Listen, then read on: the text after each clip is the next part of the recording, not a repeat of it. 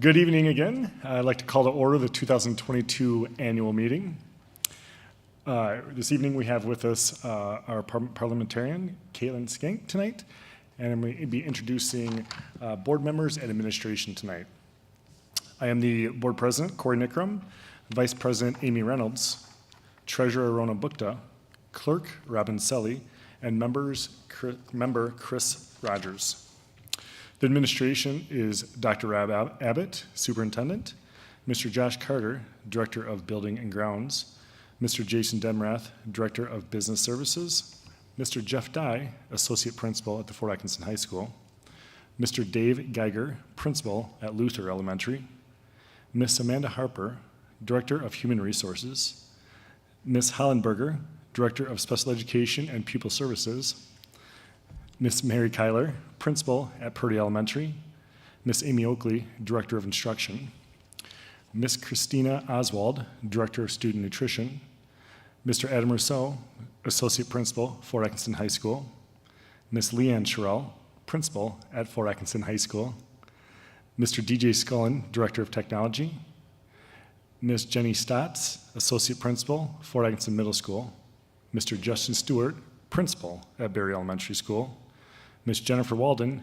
principal at Rockwell Elementary, Miss Marissa Weidenfelder, director of communications, and Mr. Matthew Wolf, principal at Fort Atkinson Middle School. Voter eligibility for tonight must be a U.S. citizen, age 18, on August 18th, 2022, resident of the school district of Fort Atkinson for 28 days prior to August 18th. At this point, we would like to get a motion on the floor to nominate a chairperson for the annual meeting. I'll nominate Mr. Dick Schultz. All right. I'll second it. All right, we have a motion by Mr. G.J. Scullen, a second by Mr. Rogers, and what do we do for next? Everything is voice vote. All right. All those in favor? Aye. All right. Those opposed? All righty. You're up.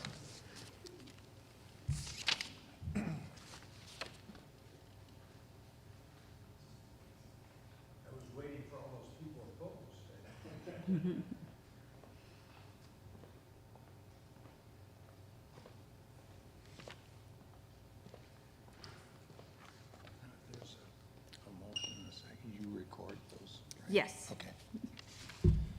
All right. Well, thank you. I actually look forward to doing this, and I know, as I told Chris Rogers earlier, I have some very big shoes to fill when it comes to running this meeting. Adoption of special procedures for voters. Suggested procedures for participating in the annual meeting are found on page 5. A motion to adopt these procedures is needed. We have a second? We have a motion and a second. Any discussion? Okay, all those in favor say aye. Aye. Opposed? Ayes have it. Approval of minutes from August 19th, 2021 annual meeting. The minutes of the August 19th, 2021 annual meeting are printed on pages 6 and 27. A motion to approve these minutes is needed. Do we have a motion? We have a motion. Do we have a second? A motion and a second. Any discussion? All those in favor say aye. Aye. Opposed? Ayes have it. President's report.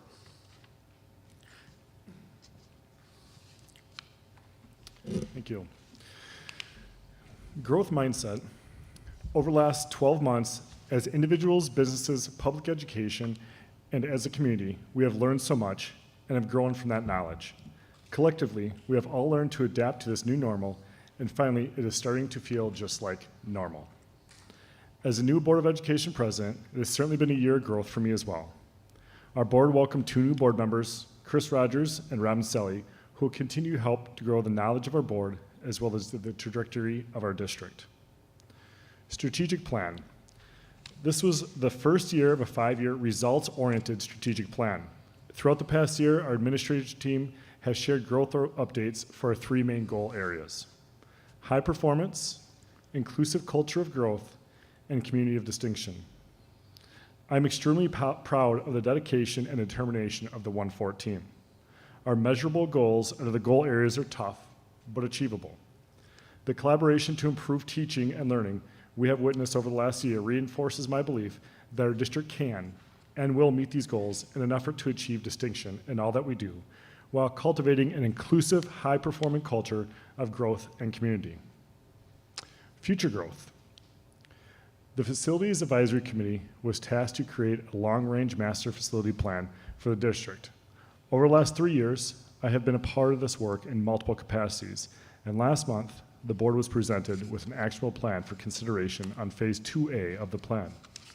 Between the residential development from the city, our results-oriented strategic plan, and possible building improvements, I'm excited for our board and district to be part of this major growth opportunity for our community. Our children are our future, and when we work together as one team, one district, and one community, we can create incredible growth opportunities. Thank you for the opportunity to serve the community. Thank you. Superintendent's report. Superintendent will report. The superintendent's report is printed on pages 9 through 11. Superintendent of Schools, Dr. Rob Abbott, will summarize the printed report. Dr. Yes, Abbott. good evening. A school year has a tendency to pick up speed as each month passes, and the 2021-2022 school year has certainly been no exception. Without a doubt, these past few years have posed a unique set of challenges for the public schools. COVID as a pandemic and now endemic has and continues to challenge our community's physical health as well as expectations for public education.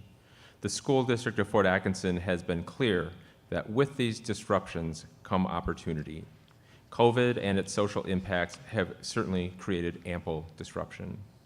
Through the challenges that have led to opportunities over these past few years, the school district of Fort Atkinson has continued the invaluable work we are entrusted to do with our students, our families, and our larger community.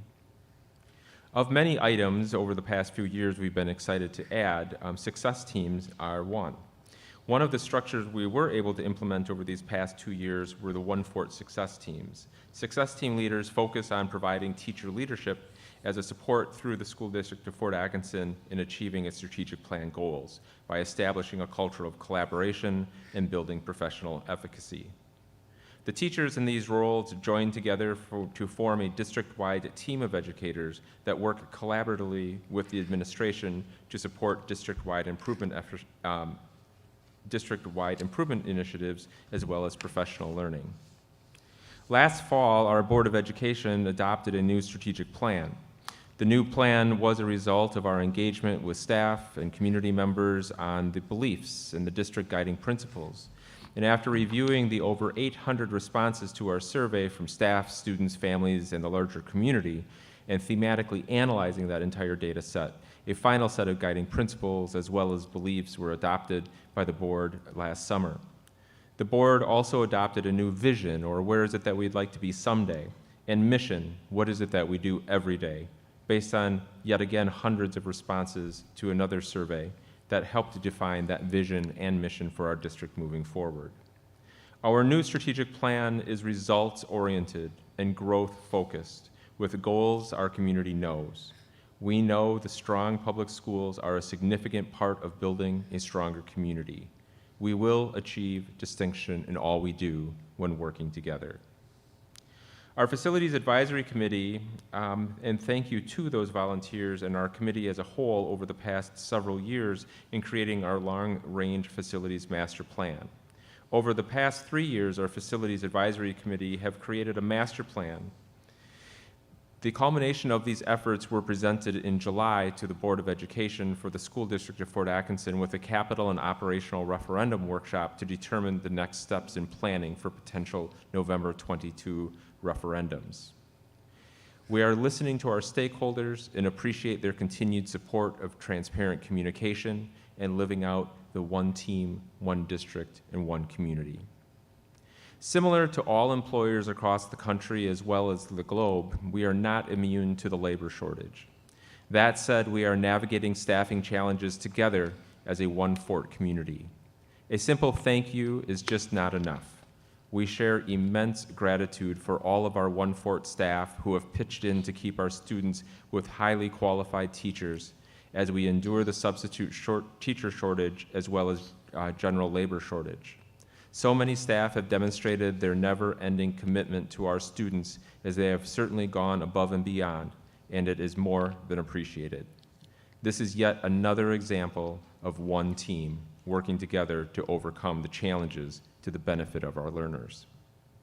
The School District of Fort Atkinson is working hard to learn from the past, understand the challenges as well as opportunities of the present, and vision for our future. We have and will continue to grow stronger than ever with the continued support of our community. As we know, strong public schools equal a strong citizenship. Thank you. Thank you, Dr. Ed. The academic report is on page 12. The academic report created by Directors Lisa Hollenberger and Amy Oakley is printed on page 12. Does anybody have any questions, or they aren't going to expand on that at all? No. Okay. All right, then we'll go on to Treasurer's Report. The Treasurer's Report is created by the Treasurer, Rona Bukta, and is printed on page 13. Does anybody have any questions about that? All right. We'll move on then. Budget hearing. Director of Business Services, Jason Demerath, will present the budget, and question and answer period will follow.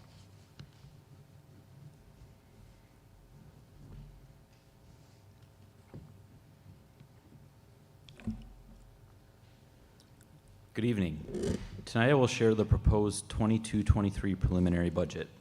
I'll also share some detail regarding the proposed referenda for November, as those are factored into this budget. Everything that I will share tonight has been developed over the course of the past 12 months, not only by the board and leadership in the district, but also by our One Fort team members in conjunction with feedback from our community. All of this work over the past year is in service to our strategic plan that was implemented at the beginning of last school year.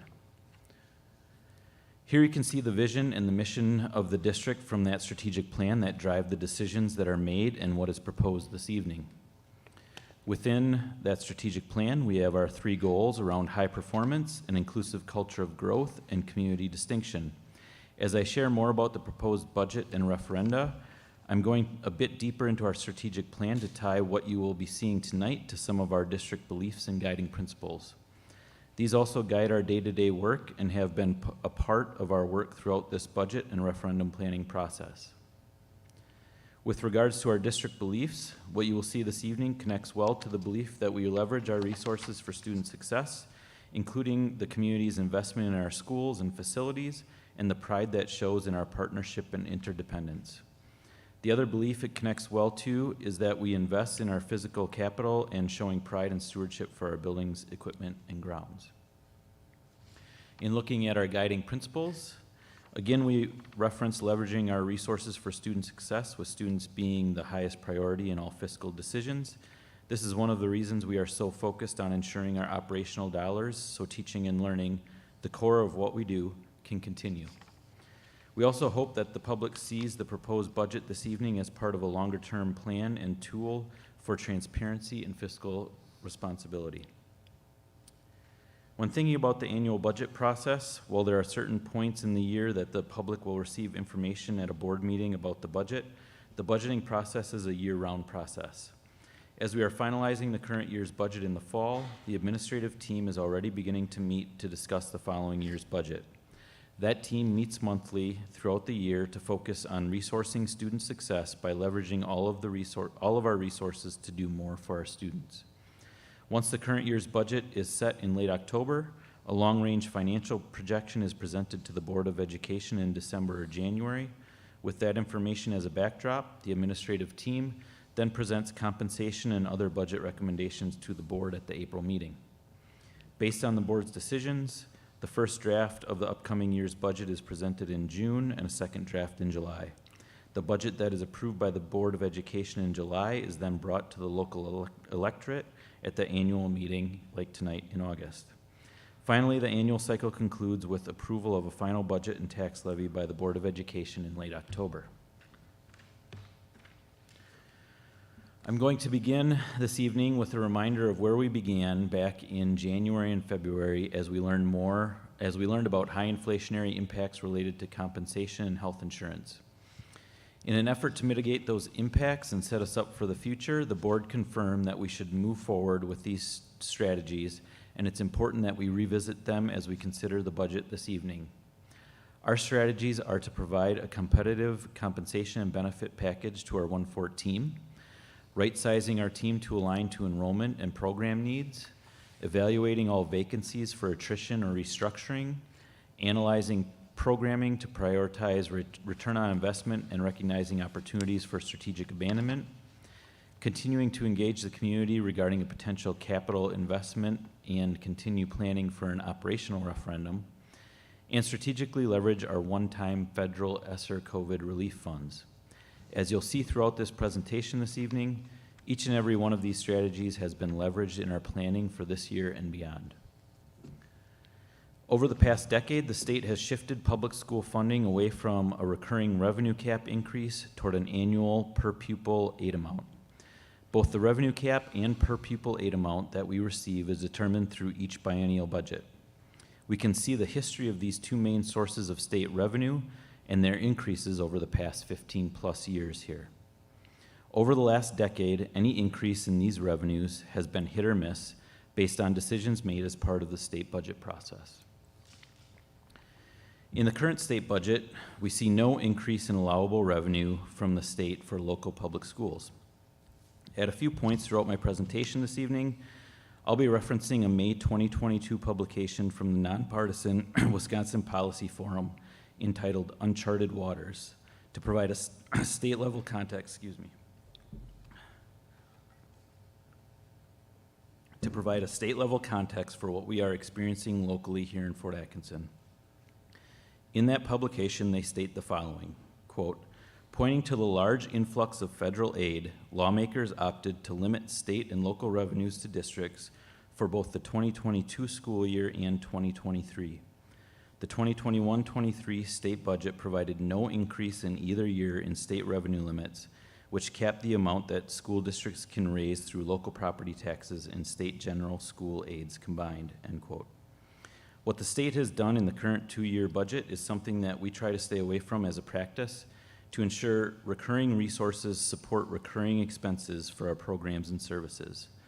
As the state desired, using our federal funds to offset this revenue shortfall was one of the strategies I mentioned earlier that we are using this year. What is shown here is a breakdown of our district revenue into the various sources. To illustrate just how much of an impact the state budget decisions have on our local revenues, we can see that all but 9.21% of our $44 million budget is dictated directly by the state through the revenue limit, state general aid, and state categorical aids.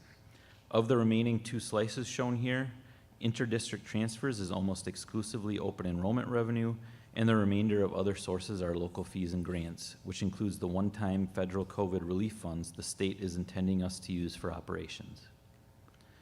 On the expenditure side of the budget, we can see here the various major categories, including salaries and wages, benefits, purchase services, non-capital and capital objects, insurance, interfund transfers, and other miscellaneous expenditures. As a service business, about 78% of our budget is spent on personnel to provide the service of educating our community's children. The next largest section of the budget is purchased services, which includes everything from transportation and utilities to substitute teachers and open enrollment payments to other districts. Let's now take a closer look at the expense assumptions that are built into this preliminary budget, as they largely coincide with the strategies I mentioned earlier that we were planning to leverage. The board approved a full CPI salary and wage increase plus market adjustments for our 1-4 team members in April. We'll be transitioning all active employees that take health insurance to the HSA plan in an effort to mitigate a large renewal increase without putting more costs for that plan on our employees and eating into that wage increase. Also in April, the board approved adding 2 new behavior interventionists at the elementary level. However, these are budget neutral additions as they will be paid for through federal funding and attrition of special education support positions. One of the other strategies we're leveraging is to evaluate all vacancies for possible attrition or restructuring, along with prioritizing academic return on investment and recognizing opportunities for strategic abandonment. These strategies have been implemented since last winter and will continue moving forward through the attritions you see here on the screen. While some of these positions are outright attritions due to matching student enrollment, some are also restructuring. One example is related to the middle school technology education position and the implementation of a STEM curriculum with classroom teachers in place of what existed in the past. Overall, we have 7 full-time positions so far that have been attritioned as a result of retirements or resignations. What is shown here is a graph from that Wisconsin Policy Forum publication that illustrates the percentage change in CPI or inflation against the percentage change in those state-controlled revenue sources. To explain this graph, I'll use what was shared in that publication. Quote, in the 1990s and 2000s, the annual per pupil increase in state revenue limits closely tracked the rate of inflation. In fact, from 1999 to 2009, state law explicitly linked the increase in revenue limits to the change in CPI. The percentage change in the state revenue limit by school year has rarely deviated by more than 1 percentage point from the rate of inflation. Consumer prices rose 4.7% in 2021 over the previous year, and inflation has accelerated since then. This increase especially matters since under state law, the base wage increases allowed in teachers' union contracts are tied to the percentage change in CPI. The wages and benefits of teachers and other staff represent the single largest cost for school districts, and boosting pay will be difficult without increases in their ongoing state and local revenues.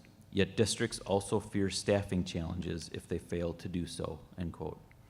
As was just shared over the past few slides and through those strategies that were outlined at the beginning of the presentation, our district is committed to making strategic financial moves to ensure we are able to attract and retain high-quality team members to serve our community, even with the limitations that have been put on our resources by the state.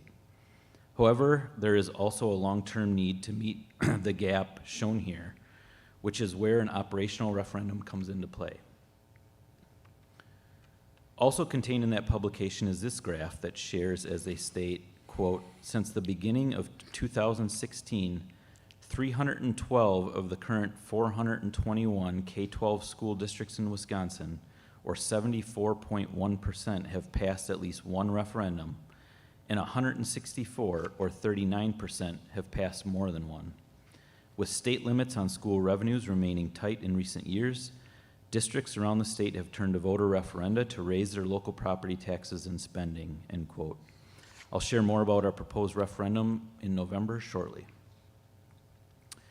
Another strategy that we not only are implementing in this budget, but also implemented last fiscal year, is to use our one-time federal COVID relief funds, or ESSER funds, to offset operational deficits and provide mental health services and supports. The use of these funds in this way aligns directly with what the community shared they would like us to use these funds for as part of a survey earlier this year. As you can see here, we have 11.5 total certified positions being funded by these federal funds, which helps to manage our operational costs as the state intended, but will be something we need to reevaluate as this one-time federal funding ends in a couple of years. A couple of other strategies I mentioned at the top related to both an operational and capital referendum. Through our management of our debt and the full retirement of that debt on the horizon, coupled with an increase in state aid without a revenue limit increase, we are able to propose those referenda with minimal impact to the tax rate over the next 4 years. I'll illustrate this further in a moment. To summarize the total referendum package being proposed for November 8th and included in this preliminary budget, on the capital side, we would install secure entries and address urgent maintenance needs at all 6 of our buildings, as well as improve traffic flow at the high school site as the new neighborhood comes online over there for a total cost of $22 million, financed through 20-year bonds. On the operational side, we would have one question with 2 parts. The first part is for $3 million recurring beginning this year, and the second part is for $4 million non-recurring in 23-24 and 24-25, and then $5 million non-recurring in 25-26. I'll note that through this referendum, we're asking voters permission to levy up to those amounts. So those would be maximums that we would levy, but as the financial environment changes over the next 4 years, the board could consider levying less than those amounts accordingly. In addition to these referendum questions this fall, we will continue to plan and message for a referendum in November 2026 to build a new middle school. With all of that as context for this preliminary budget, let's take a look at the bottom line regarding the proposed preliminary overall budget and tax levy. On the left, we see the prior year's unaudited actuals with a surplus of $1.6 million.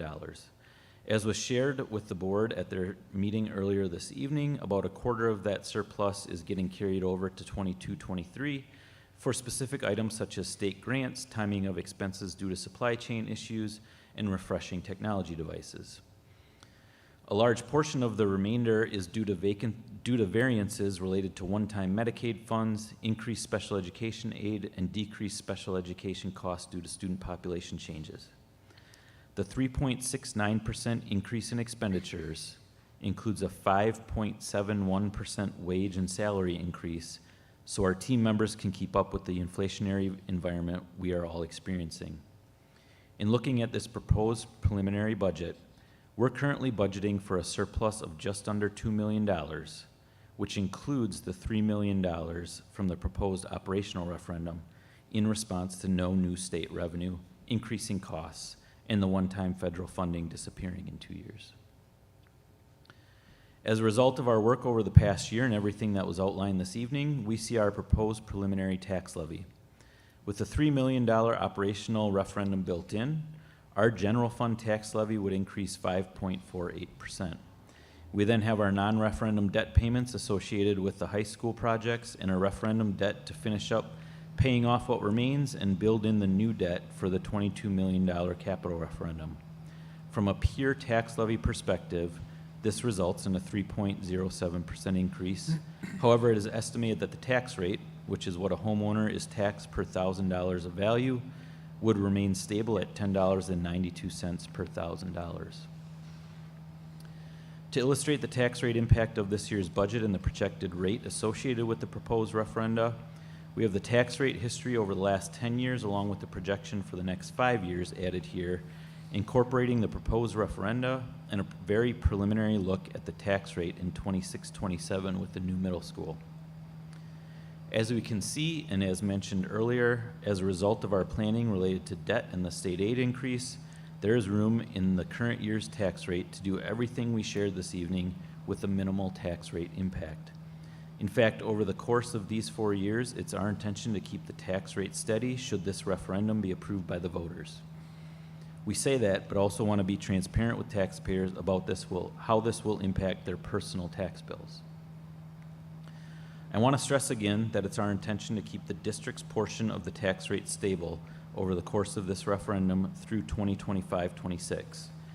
Based on the feedback we received from the community during our year-long meaningful conversation with focus groups, surveys, and open forums, we know that taxes are a worry right now.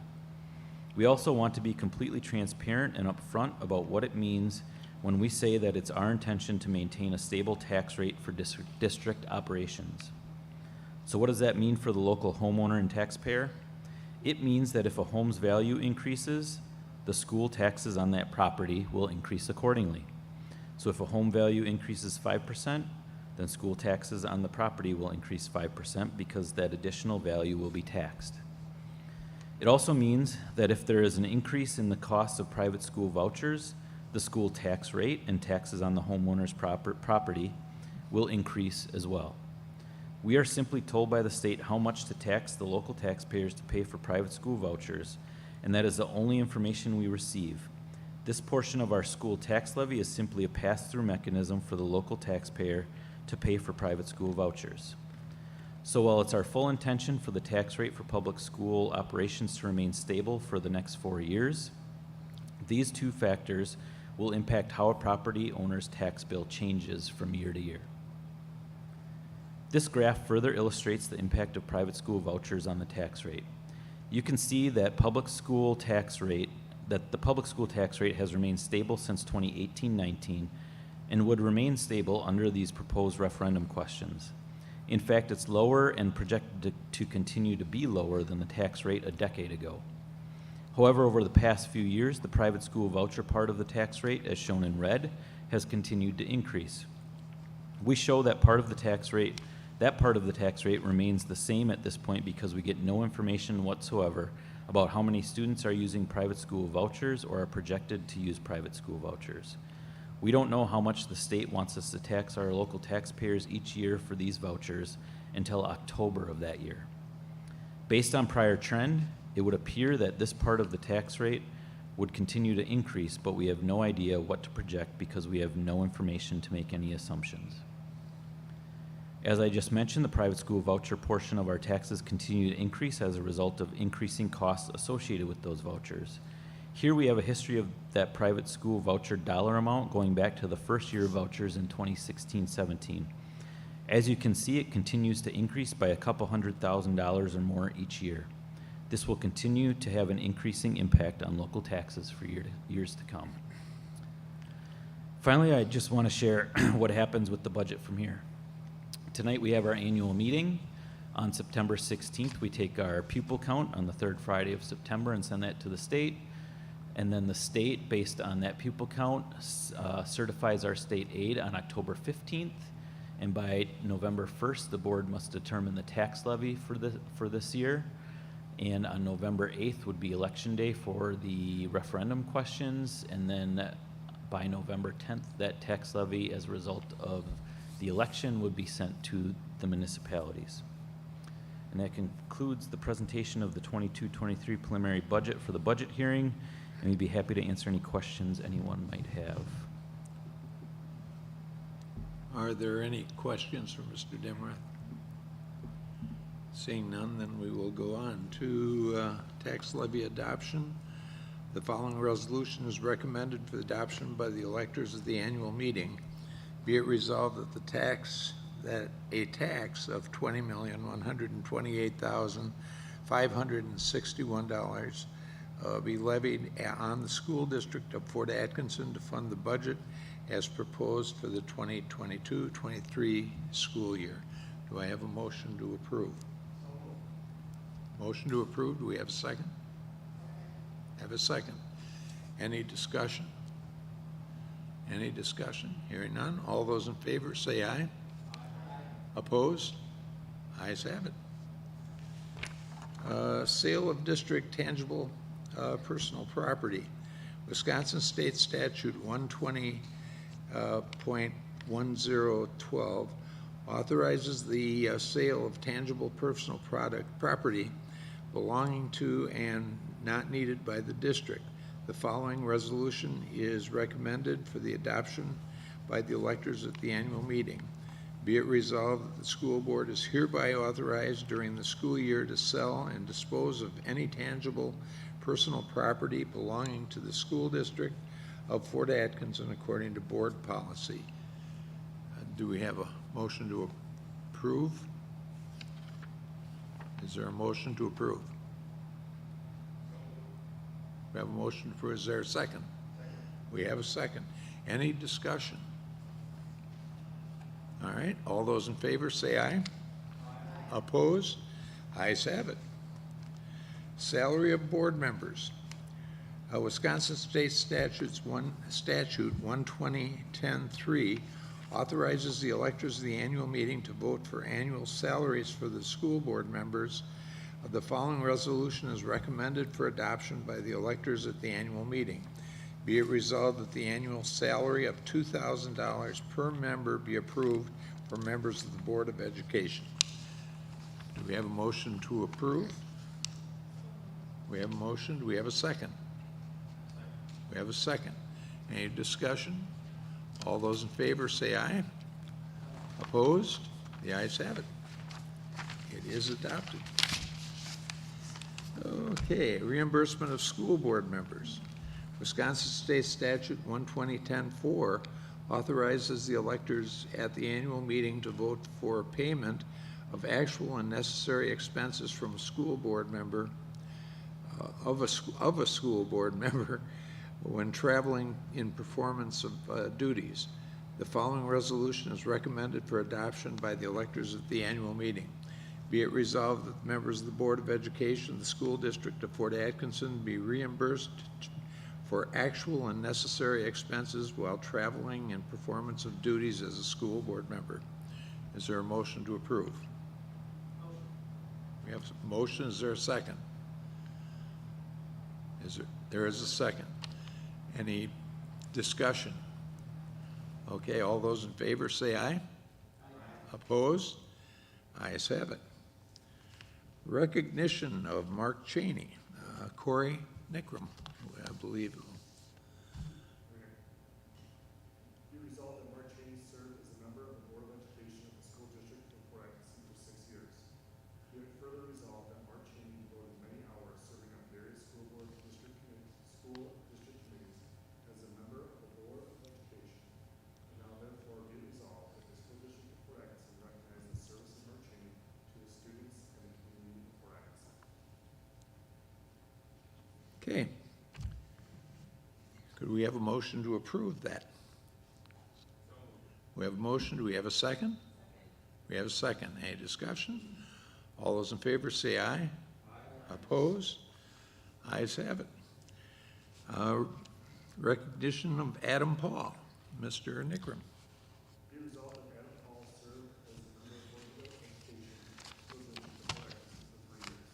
Be it further resolved that Adam Paul devoted many hours serving on various school district committees as a member of the Board of Education. And now, therefore, be it resolved that the School District of Fort Atkinson recognizes the service of Adam Paul to the students and community of Fort Atkinson. Okay, do we have a motion to approve? We have a motion. Do we have a second? We have a second. Any discussion? All those in favor say aye. Opposed? Ayes have it. Other new business. Is there anything else to come before the annual meeting? Seeing or hearing none, a motion from the floor for adjournment of the 2022 annual meeting of the School District of Fort Atkinson is needed. Do we have a motion? We have a motion. Do we have a second? We have a second. All those in favor say aye. Opposed? We are adjourned.